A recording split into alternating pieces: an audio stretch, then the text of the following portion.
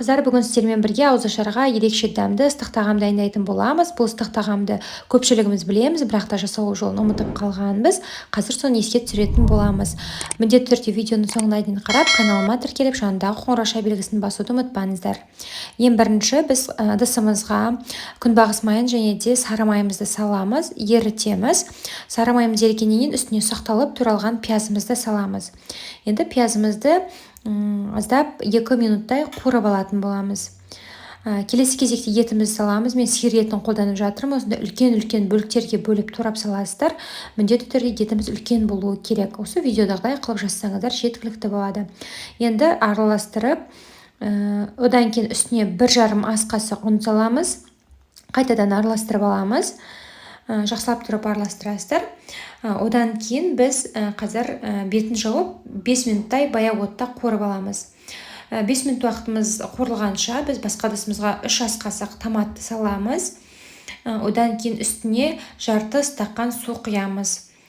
Су құйғаннан кейін жақсылап тұрып араластырамыз. Біздің томатымыз бен суымыз біркелкі сұйық масса болғанға дейін араластырып алуымыз керек. Міне қараңыздар, менде соусым дайын болды, осындай болып шықты. Енді осы соусымызды кастрюлемізге құямыз. Толықтай барлығын салып, қайтадан араластырып аламыз. Енді қазір біз осы үстіне дәміне қарай тұз, лавр жапырағы және де қарабұрыш қосатын боламыз. Қайтадан араластырып аламыз. Енді біз үстіне еттің толықтай жауып тұратындай су құямыз. Етіміз толықтай жабылуы керек. Міне осылай.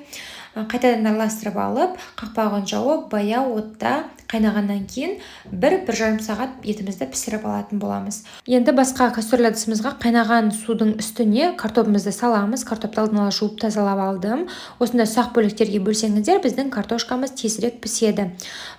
Бетін жауып, баяу отта пісіреміз. Және де тұз қосуды ұмытпаңыздар. Біздің картопымыз пісті. Картоптың үстіне мен бірінші 50 грамм сүт және де сары май қосып тұз қосамын. Картоп езетінмен осылайна міне езіп аламын. Біздің картопымыз ыстық болғандықтан сары майымыз өте оңай еріп кетеді ішінде. Жақсылап тұрып барлық картопты еземіз. Міне картопымыз дайын. Картопты езіп болғаннан кейін қайтадан 50 грамм сүт қосамыз. Және де миксердің көмегімен миксерлейтін боламыз. Бізге осылай миксерлеген кезде картошка пюреміз нәзік, жұмсақ және де лүпілдек болып шығады. Және де міндетті түрде құрамына сүт және де сары май қосуды ұмытпаңыздар. Сонда картопымыз құрақ болмайды, пюреміз нәзік, дәмді болып шығады.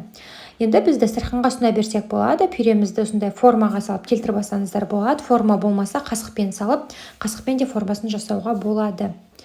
Міне біздің пюреміз дайын. Енді пісіп тұрған етімізді қасына саламыз. Егер сіздерге видео ұнаған болса, каналыма тіркеліп, жанындағы қоңырау белгісін басуды ұмытпаңыздар. Сол кезде каналымдағы жаңа рецепті ең алғаш болып көретін боласыздар. Міндетті түрде ауызашарға, ифтарға жақындарыңызға дайындап беріңіздер. Ұнайтынына сенімдімін. Келесі кездескенше.